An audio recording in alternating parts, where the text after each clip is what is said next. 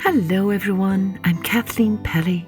Welcome to the special omnibus edition of Journey with Story, where you can listen to all of this month's episodes one after the other. And just so you know, there will be no special intro for the individual stories, no added details and no shout-outs.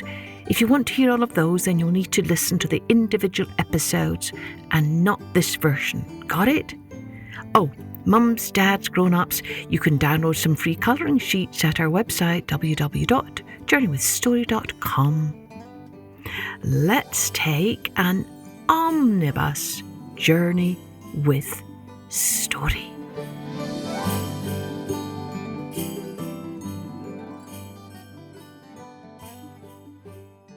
Now let's take a journey with a chapter from A. Milne's book, in which Pooh and Piglet go hunting and nearly catch a woozle.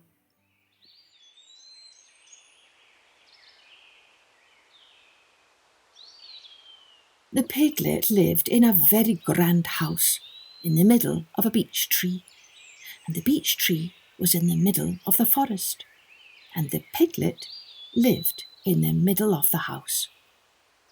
Next to his house was a piece of broken board which had Trespassers W on it.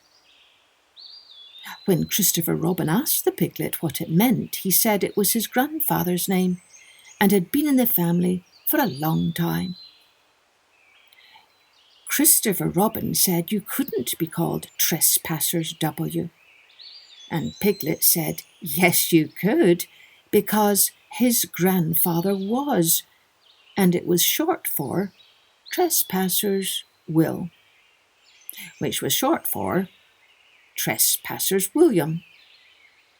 And his grandfather had had two names in case he lost one: Trespassers after an uncle, and William after Trespassers.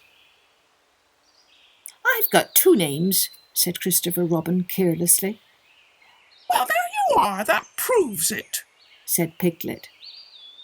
One fine winter's day, when Piglet was brushing away the snow in front of his house, he happened to look up, and there was Winnie the Pooh. Pooh was walking round and round in a circle, thinking of something else, and when Piglet called to him, he just went on walking. "Hello," said Piglet. "what are you doing?" "Hunting," said Pooh. "Hunting what?" "Tracking something," said Winnie the Pooh very mysteriously. "Tracking what?" said Piglet, coming closer. "That's just what I asked myself. I asked myself, what?" "Well, what do you think you'll answer?" "I shall have to wait until I catch up with it," said Winnie the Pooh. "Now look there." He pointed to the ground in front of him. "What do you see there?" "Tracks," said Piglet. "Paw marks." He gave a little squeak of excitement. "Oh, Pooh, do you think it's a woozle?" "It may be," said Pooh. "Sometimes it is, and sometimes it isn't. You never can tell with paw marks." With these few words, he went on tracking, and Piglet, after watching him for a minute or two, ran after him. Winnie the Pooh had come to a sudden stop and was bending over the tracks in a puzzled sort of way. "What's the matter?" asked Piglet.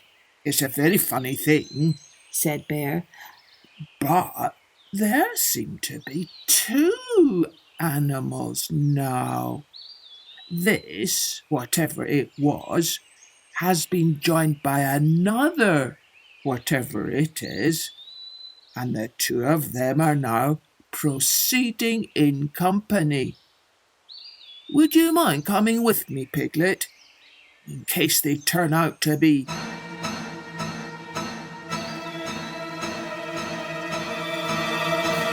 hostile animals.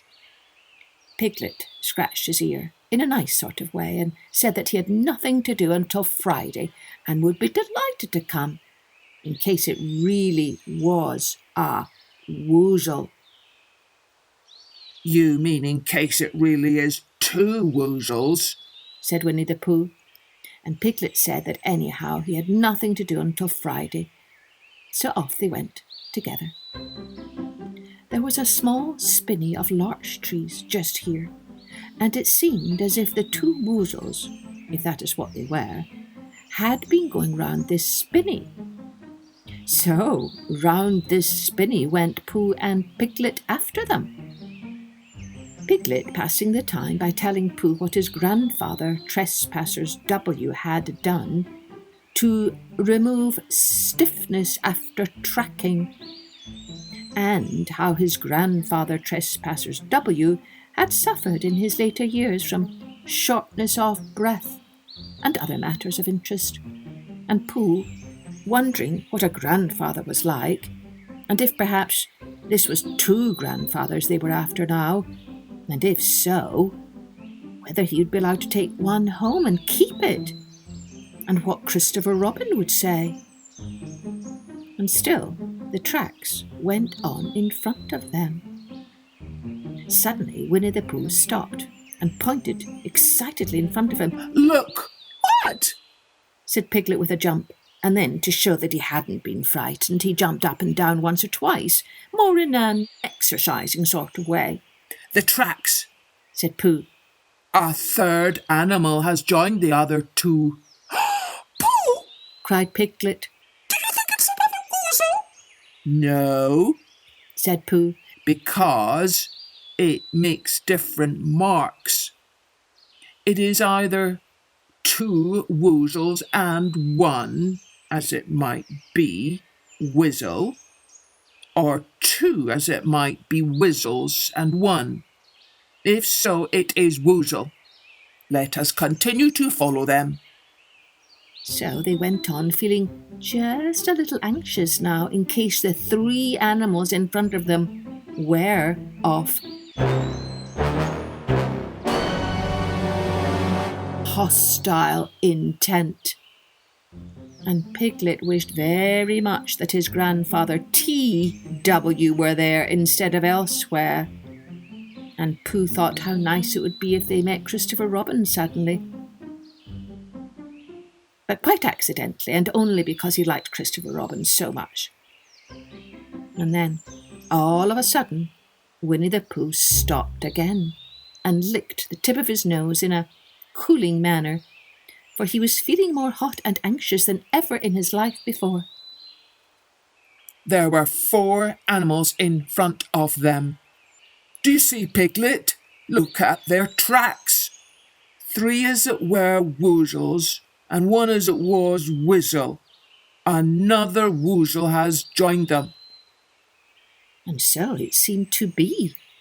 There were the tracks crossing over each other here, getting muddled up with each other there. But quite plainly, every now and then, the tracks of 4 sets of paws. I think, said Piglet when he had licked the tip of his nose too, and found that it brought very little comfort. I think that I have just remembered something. I have just remembered something that I forgot to do yesterday, and shan't be able to do tomorrow. So I suppose I really ought to go back and do it now. We'll do it this afternoon, and I'll come with you, said Pooh. Oh, it isn't the sort of thing you can do in the afternoon, said Piglet quickly. It's a very particular morning thing that has to be done in the morning, and if possible between the hours of... what would you say the time was? About 12, said Winnie the Pooh, looking at the sun. Between, as I was saying, the hours of 12 and 12:05. So really, dear old Pooh, if you'll excuse me. What's that? Pooh looked up at the sky, and then as he heard the whistle again, he looked up into the branches of a big oak tree. And then he saw a friend of his. "It's Christopher Robin," he said. "Ah, then you'll be all right," said Piglet. "You'll be quite safe with him. Goodbye." And he trotted off home as quickly as he could, very glad to be out of all danger again. Christopher Robin came slowly down his tree. "Silly old bear," he said, "what were you doing? First you went round the spinney twice by yourself, and then Piglet ran after you, and you went round again together, and then you were just going round a fourth time." "Oh, wait a moment," said Winnie the Pooh, holding up his paw. He sat down and thought, in the most thoughtful way he could think. Then he fitted his paw into one of the tracks, and then he scratched his nose twice and stood up. "Yes," said Winnie the Pooh. "I see now. said Winnie the Pooh. I have been foolish and deluded, said he. and I am a bear of no brain at all." "Oh, you're the best bear in all the world," said Christopher Robin soothingly. "Am I?" said Pooh hopefully, and then he brightened up suddenly. "Anyhow," he said, "it's nearly luncheon time." So he went home for it.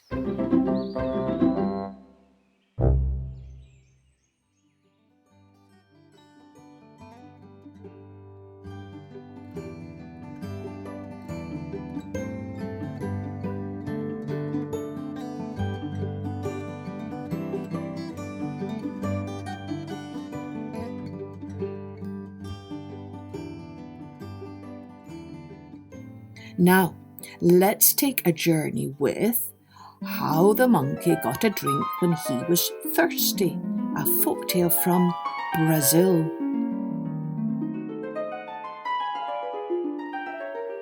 Once upon a time, the monkey made the tiger very angry. This is how it happened.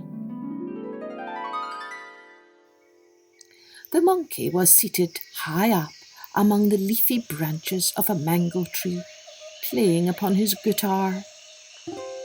The tiger passed that way and lay down under the tree to rest. Just to tease him, the monkey played and sang this little song.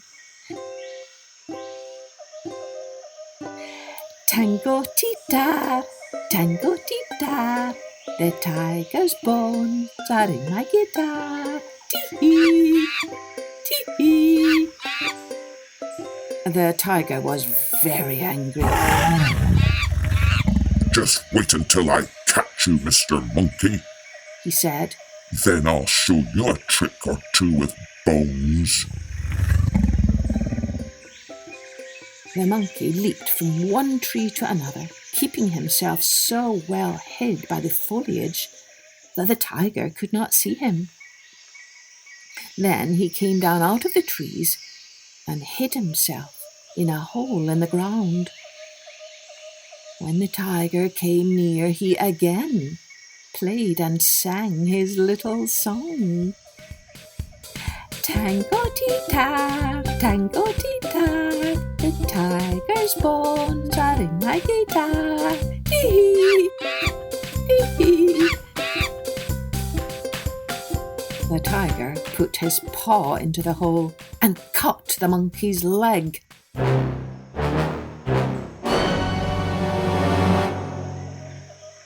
"Oh, Mr. Tiger," said the monkey, "you think that you have caught my leg, but what you really have is just a little stick. Oh!" Then the tiger let go of the monkey's leg. The monkey crawled further back into the hole in the ground where the tiger's paw could not reach him. Then he said, "Thank you so much, Mr. Tiger, for letting go of my leg. It really was my leg, you know." Again he played and sang his little song. Tango-tee-ta, tango-tee-ta, The tiger's bones are in my guitar. Tee-hee, tee-hee. The tiger was angrier than ever. He waited and waited for the monkey to come out of the hole in the ground, but the monkey did not come.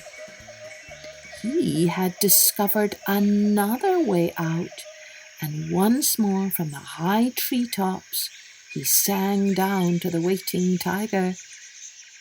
Tango-tita, tango-tita, the tiger's bones are in my guitar. Tee-hee, tee-hee. There had been a great drought in the land, and there was only one watering place where the beasts could drink. The tiger knew that the monkey would have to go there when he was thirsty, so he decided to wait for him and catch him when he came to drink. When the monkey went to the watering place to get a drink, he found the tiger there waiting for him. He ran away as fast as the wind, for he was really very much afraid of the tiger. He waited and waited until he thought he should die of thirst.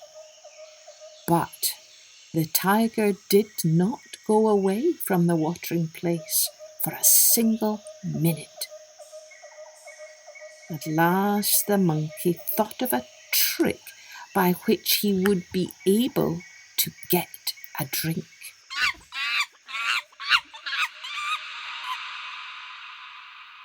He lay down by the side of the pathway as if he were dead. After a while, an old woman came along the path carrying a dish of honey in a basket upon her head. She saw the monkey lying there by the path, and thinking he was dead, she picked him up and put him into the basket with the dish of honey. When the monkey saw that it was honey in the dish, he was very happy. He opened the dish and covered himself all over with the soft, sticky honey. Then, as the old woman walked under the trees, he lightly sprang out of the basket into the trees.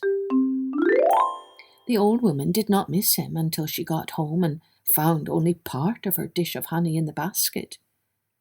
"Why, I thought I had brought home a dead monkey in my basket," she said to her children. "Now there is no monkey here, and my dish is only half full of honey. The monkey must have been playing one of his tricks." The monkey had, in the meantime, stuck leaves from the trees into the honey all over his body, so that he was completely disguised. His own mother would never have recognized him. He looked something like a porcupine, but instead of sharp quills, there were green leaves sticking out all over him. In this fashion, he went to the drinking place, and the tiger did not recognize him. He took a long, deep drink. He was so thirsty, and the water tasted so good, that he stayed in the drinking place too long. The leaves came out of the honey which had held them, and the tiger saw that it was really the monkey. The monkey was barely able to escape. He was so badly frightened that he waited and waited a long, long time before he again went to the drinking place. At last he got so thirsty that he couldn't wait any longer. He went to the resin tree and covered himself with resin. Then he stuck leaves into the resin and again went to the drinking place. The tiger saw him, but as the tiger expected to see the leaves come off just as soon as the monkey got into the water, he thought he would wait and catch him in his bare skin. But this time the leaves did not come off, for the resin held them fast and was not in the least affected by the water. The tiger then thought that it was not the monkey and that he must have made a mistake. The monkey drank all he wished and then strolled away leisurely without the tiger attacking him. He used the resin and leaves every time he wanted a drink after that. He kept up the trick until the rainy season arrived and he could find plenty of water in other places than the big drinking place.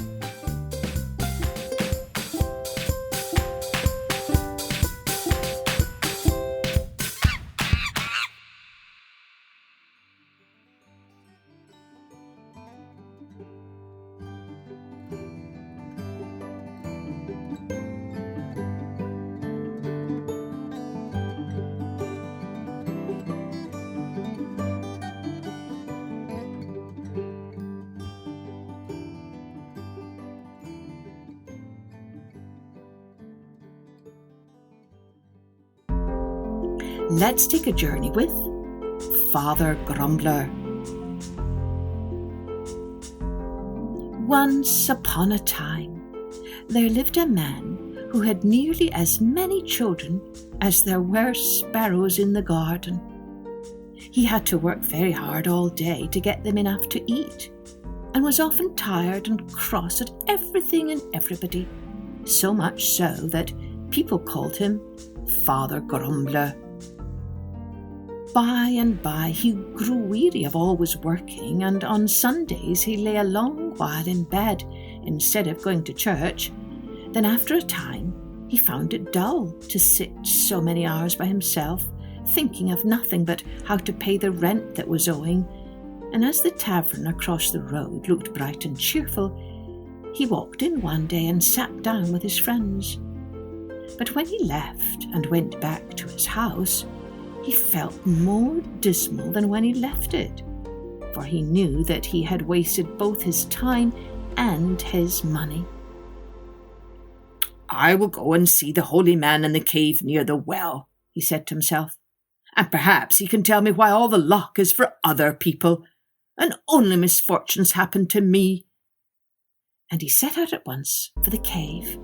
It was a long way off, and the road led over mountains and through valleys.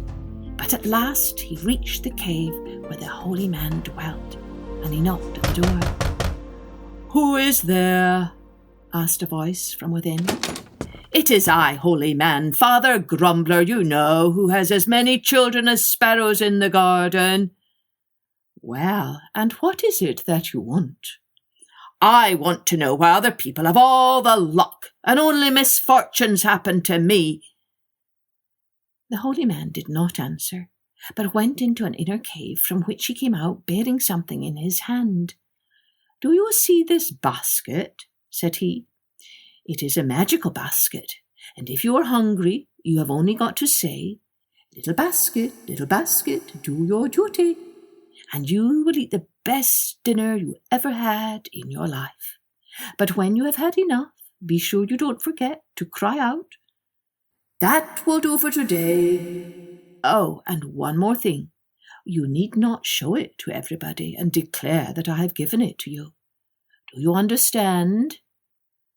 Father Grumbler was always accustomed to think of himself as so unlucky that he did not know whether the holy man was not playing a trick upon him.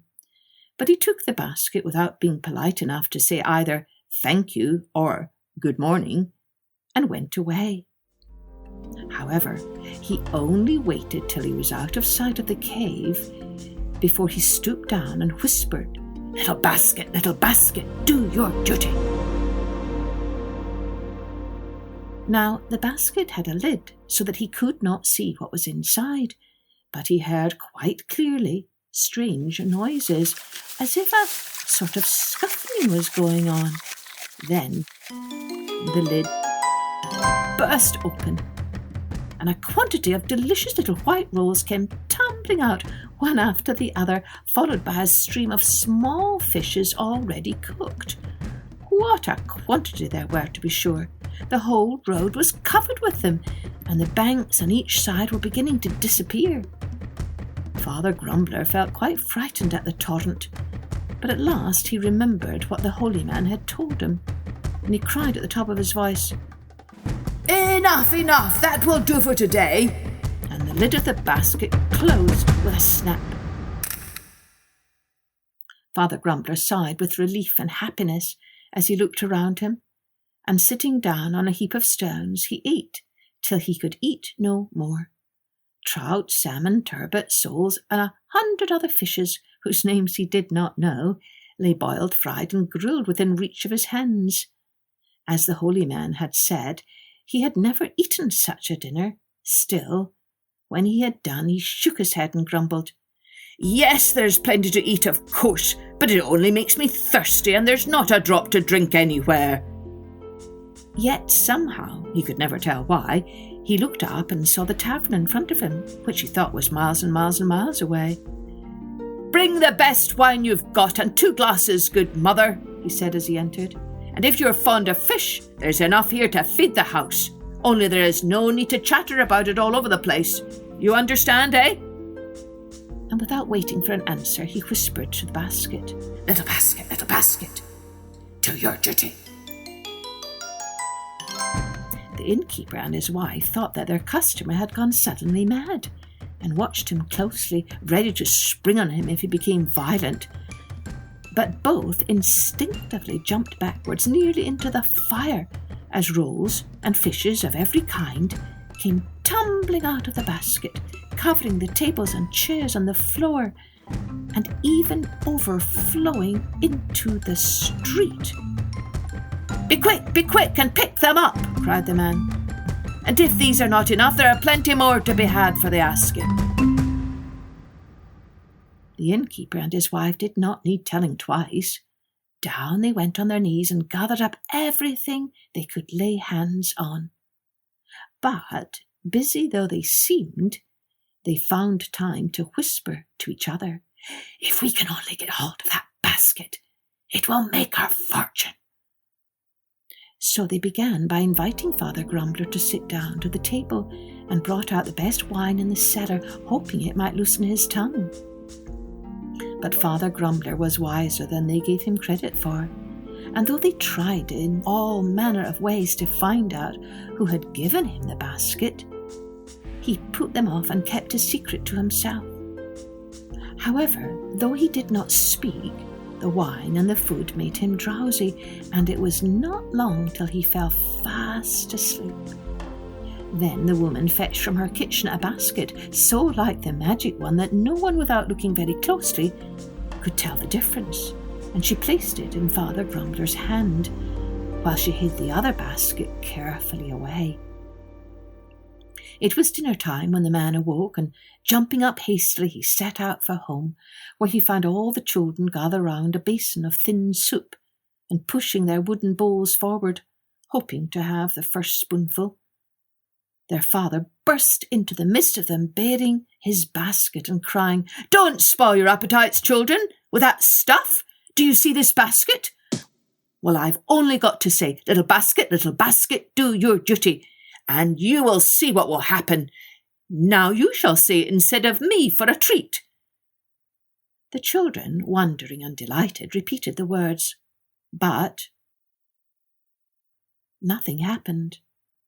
Again and again they tried, but the basket was only a basket, with a few scales of fish sticking to the bottom, for the innkeeper's wife had taken it to the market the day before.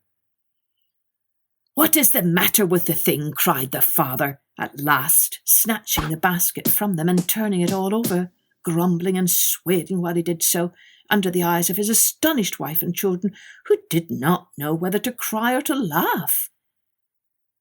"It certainly smells of fish," he said, and then he stopped, for a sudden thought had come to him. "Suppose it is not mine at all? Supposing—" The scoundrels! And without listening to his wife and children, who were frightened at his strange conduct and begged him to stay at home, he ran across to the tavern and burst open the door. "Can I do anything for you, Father Grumbler?" asked the innkeeper's wife in her softest voice. "I have taken the wrong basket, by mistake, of course," said he. "Here is yours. Will you give me back my own?" "Why, what are you talking about?" answered she. "You can see for yourself that there is no basket here."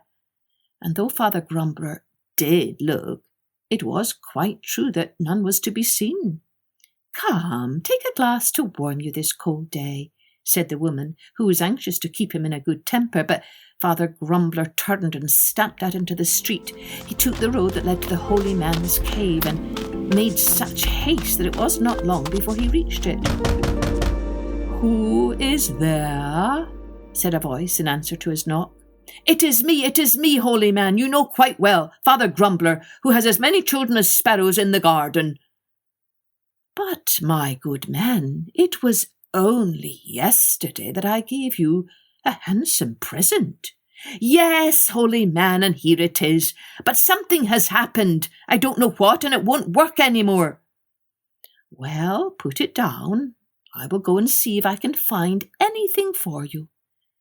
In a few minutes the holy man returned with a cockerel under his arm. "Listen to me," he said. "Whenever you want money, you only have to say, 'Show me what you can do, cockerel,' and you will see some wonderful things. But remember, it is not necessary to let all the world into the secret." "Oh, no, holy man, I'm not so foolish as that." "Nor to tell everybody that I gave it to you," went on the holy man. "I have not got these treasures by the dozen." And without waiting for an answer, he shut the door. As before, the distance seemed to have wonderfully shortened, and in a moment the tavern rose up in front of Father Grumbler. Without stopping to think, he went straight in and found the innkeeper's wife in the kitchen, making a cake. "Oh, where have you come from with that fine red cockerel in your basket?" asked she, for the bird was so big that the lid would not shut down properly.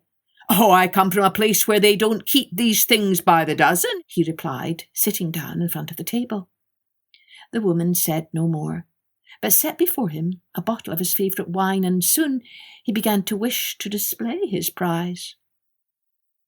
"Show me what you can do, cockerel," cried he, and the cockerel stood up and flapped his wings 3 times, crowing with a voice like a trumpet. And at each crow there fell from his beak golden drops and diamonds as large as peas.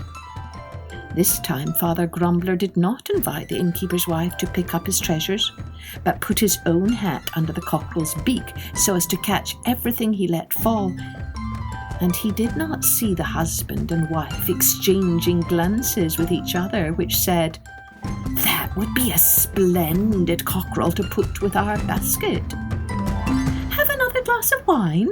suggested the innkeeper, when they had finished admiring the beauty of the bird, for they pretended not to have seen the gold or the diamonds. And soon enough, yet again, the fine wine and heavy food made the man drowsy, and his head fell forward on the table, and once more he was sound asleep. Then the woman gently coaxed the cockerel from the basket and carried it off to her own poultry yard, from which she brought one exactly like it and popped it in its place. Night was falling when the man awoke, and throwing proudly some grains of gold on the table to pay for his meal and drink, he tucked the bird comfortably into his basket and set out for home. His wife and all the children were waiting for him at the door, and as soon as she caught sight of him, she broke out, "You're a nice man to go wasting your time and your money in that tavern and leaving us to starve. Aren't you ashamed of yourself?" "You don't know what you're talking about," he answered. "Money? Why, I have gold and diamonds now, as much as I want. Do you see that cockerel? Well, you have only to say to him, 'Show me what you can do, cockerel,' and something splendid will happen." Neither wife nor children were inclined to put much faith in him after their last experience. However, they thought it was worth trying, and did as he told them. The cockerel flew round the room like a mad thing, and crowed till their heads nearly split with the noise. But no gold or diamonds dropped on the brick floor.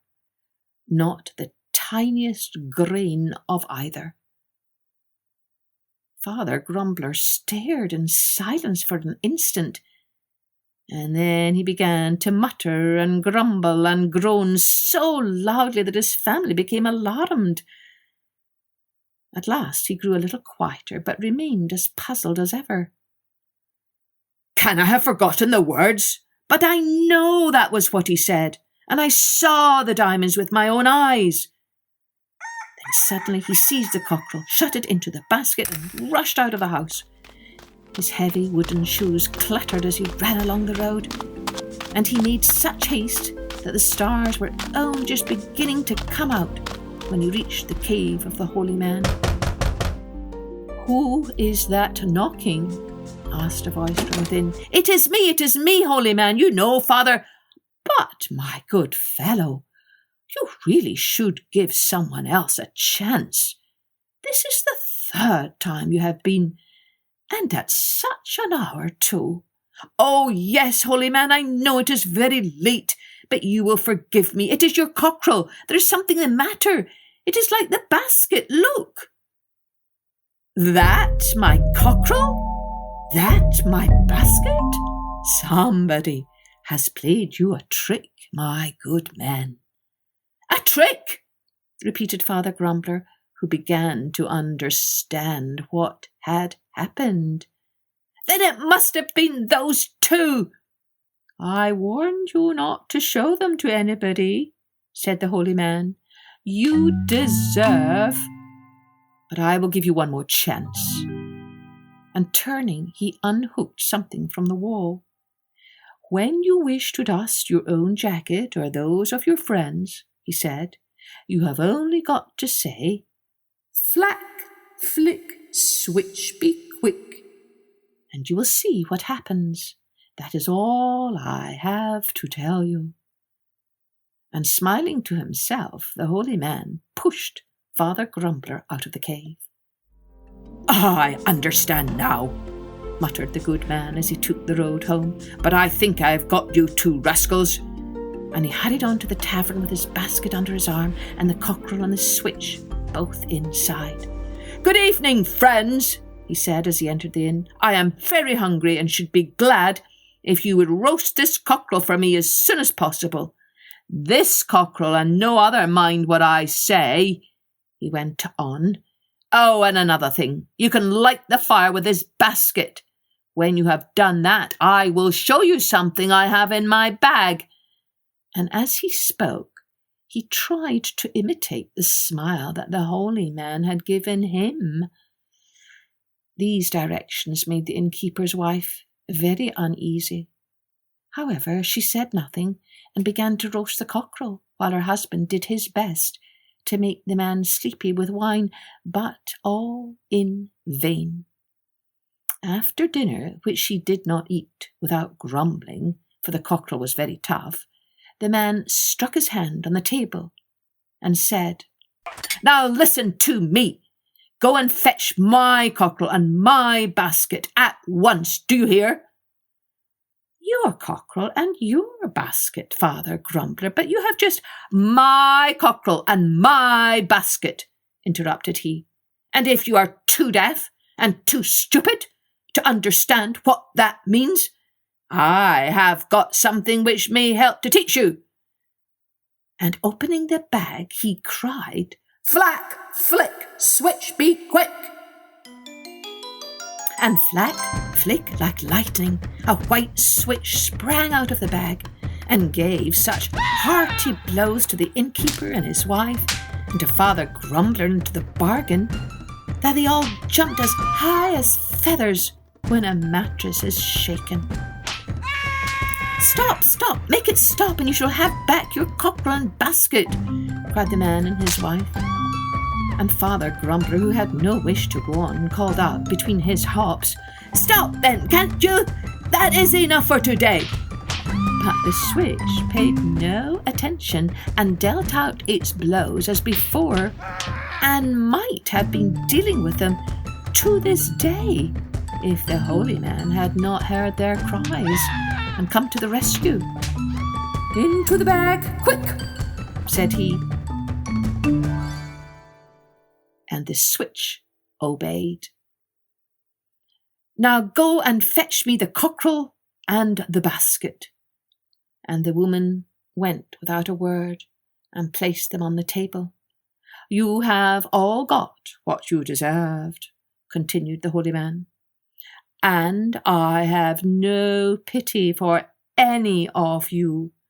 I shall take my treasures home, and perhaps some day I may find a man who knows how to make the best of the chances that are given to him.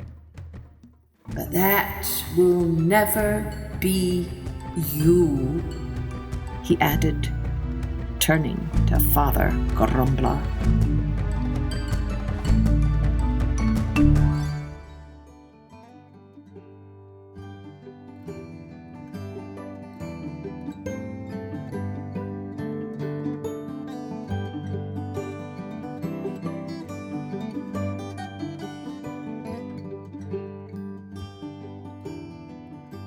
Now, let's take a journey with The Angel's Gift, an old folk tale from Russia.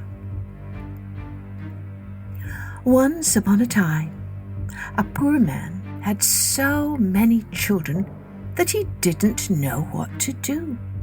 He always worried about how he was going to feed and clothe them, and every night he begged the good Lord to help him. One night, as he was sleeping, an angel came to him and whispered in his ear, "When you awake, put your hand beneath your pillow. There you will find 3 things. Hide them in your shirt and go out into the woods. There you will find a stream. You must follow it until you come to a beautiful maiden bathing in the waters. She will speak to you, but you must not answer. She will ask you to comb her hair, and this you must do. And while you are combing her hair, you will see one hair that is red and coarse. Pluck that hair from her head and run as fast as you can. She will chase you. As you run, drop the 3 things you find: the embroidered scarf, the red handkerchief, and the mirror. When you reach the hill near your village, you will be safe. Take good care of that single hair, for it will make you rich.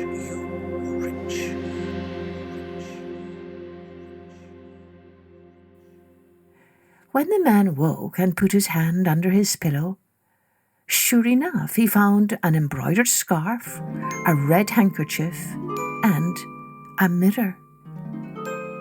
He carefully hid them under his shirt and set off for the woods. When he came to a stream, he followed it. Before long, he found a beautiful maiden bathing. "Good day," she said. But the poor man remembered the angel's warning and did not say a word. The maiden held out a golden comb. "Please, will you comb my hair?" she asked. Still silent, the man took the comb, parted the maiden's long golden hair, and searched until he found one red, coarse hair. He twisted it around his finger, pulled it out, and ran. The maiden wrapped a large scarf around herself and gave chase, but just as she was about to overtake him, he dropped the embroidered scarf. It was so beautiful that she could not help herself. She stopped and stared at it for a while, and this gave the man time to race ahead. When she noticed how far away he was, she began to run again. She ran like the wind, and soon she was close again. But this time, the man dropped the red handkerchief. Seeing the flash of crimson, the maiden stopped and bent down to pick it up. So enchanted by its beauty was she, that she stood and stared at it for a long time while the man raced ahead. But when the maiden finally looked up and saw the man was far in front of her, she tossed away the handkerchief and ran faster than ever. She ran as fast as a deer and was soon nearly upon him. At once, the man dropped the mirror. Now, the maiden was rather vain and never missed a chance to gaze upon her own reflection. And so she picked up the mirror and peered into it for so long that the man was able to reach the hill just beyond the town where he lived, with the precious hair wrapped around his finger. When he entered the market, he offered the hair to the first merchant he saw. "I'll give you a gold coin," the merchant said. The other merchants overheard him, and they knew this man to be wise and careful, so they thought the hair must be worth far more, and they began to shout out bids. "I'll give you 2. I'll give you 10. I'll give you 50. 100. Finally, one cried, 1,000 gold coins." The poor man shook his head. "That isn't enough," he said, and this convinced the other merchants that this hair must truly be worth a fortune. "It must be magic," they whispered, and everyone began to get excited about the magic hair. Every merchant from every town began to bid. Hearing of the bidding war, others came too, and soon no one talked of anything but the magical red hair. Some people said whoever owned the hair would be stronger than anyone in the world. Others said its owner would possess more wisdom than anyone else. And still others said the hair brought good health and great fortune to its owner. Before long, stories of the red hair reached the Tsar, and the Tsar decided he must have this hair. He offered 100 bags of golden coins. When the man received this offer, he accepted it, and the hair was sold to the Tsar, and the poor man and his family lived happily ever after. The Tsar presented the hair to his wise men. They stared at it and whispered and wondered at it. And at last they split it open and found inside a scroll. The wisest men studied the inscription inside that scroll, and they discovered all the secrets of the world. It was these secrets that helped humankind for thousands of years. That is why the angels say that if you save one human being, you save the world. Because this angel saved one man, and in doing so, helped to make the world a better place.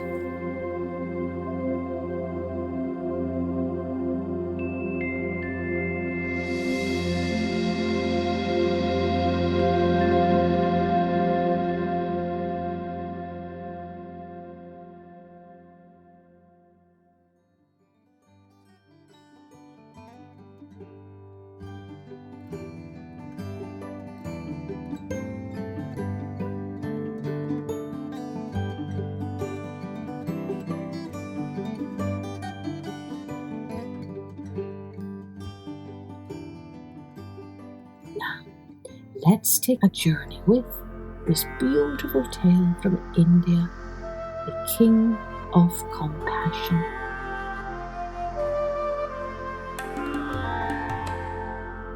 Long, long ago in the land of India, there was a great king who ruled his people with generosity and kindness. He showed compassion for everything, for all the birds and animals, and for every person, young and old. He also honoured the gods. So good was the king that every living creature from far and near came to his palace to seek his protection and advice. He smiled upon everyone who came and never turned anyone away. The gods in the heavens watched the king day and night. They spoke of him often, amazed by his goodness. I wonder, said Indra, if we ought to test the king to see how far his goodness spreads. Yes, said Dharma. that would be wise. It is difficult to believe that he is as good as he seems. The two gods formed a clan. Indra turned himself into a large black hawk. Dharma took the shape of a white dove.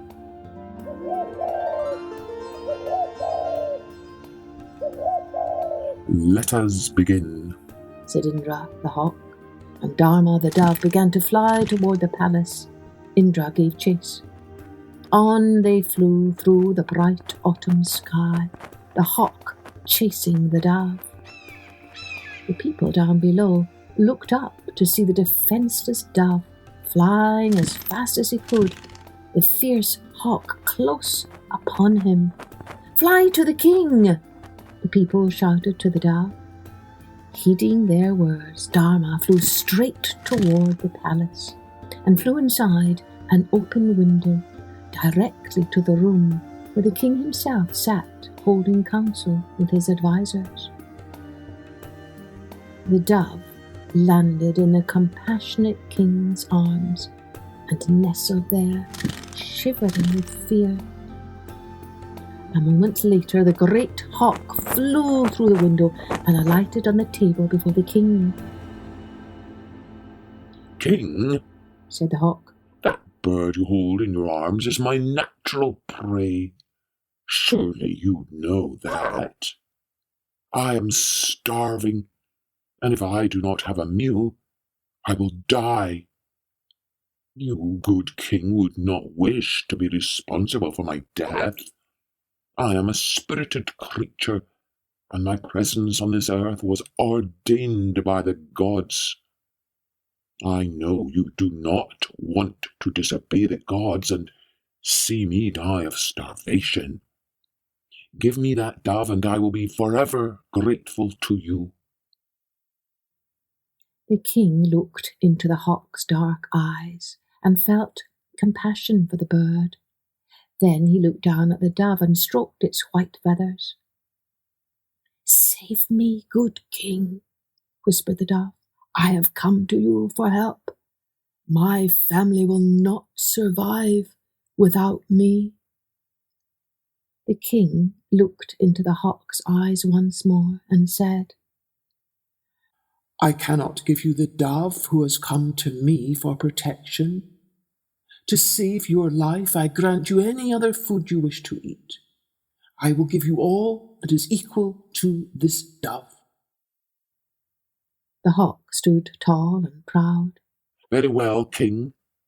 The hawk said, I choose your flesh. Nothing less will satisfy my deep hunger. Very well, said the king without a moment's hesitation, and he stood and called to his servants. Bring a scale. The servants, who loved their king, began to murmur among themselves, but they obeyed his wish and brought him a large silver scale.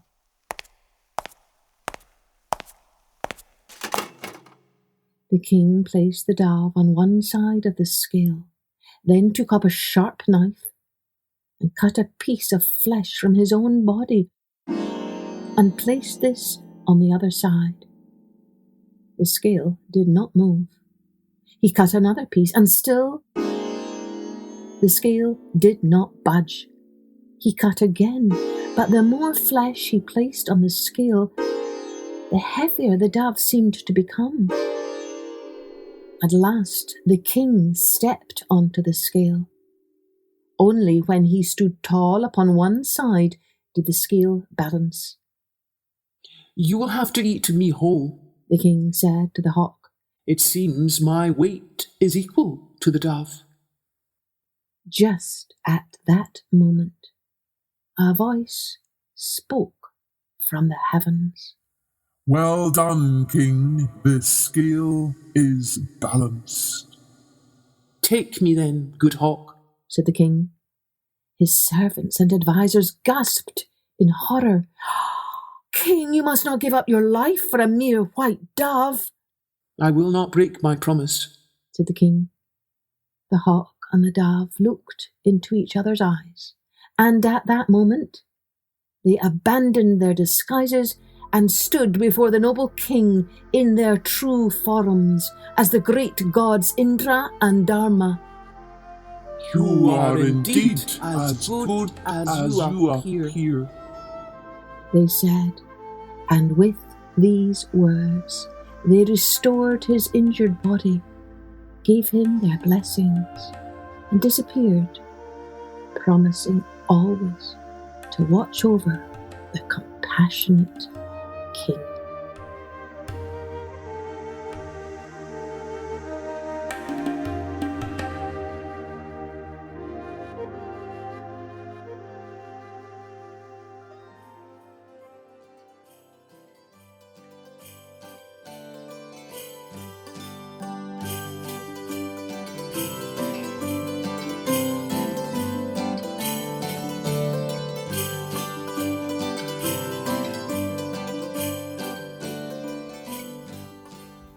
I hope you enjoyed all of our stories for this month.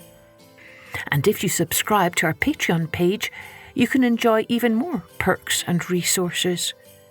Here's to stories aplenty that fill our hearts with grace and goodness, hope and light, so that we remember, as my favourite poet says, all shall be well, all shall be well, and all manner of things shall be well.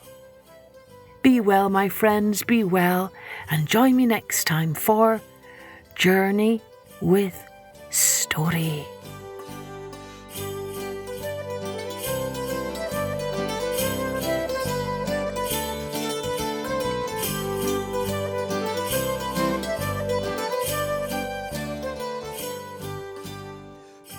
Music and post-production was by Colette Jonas.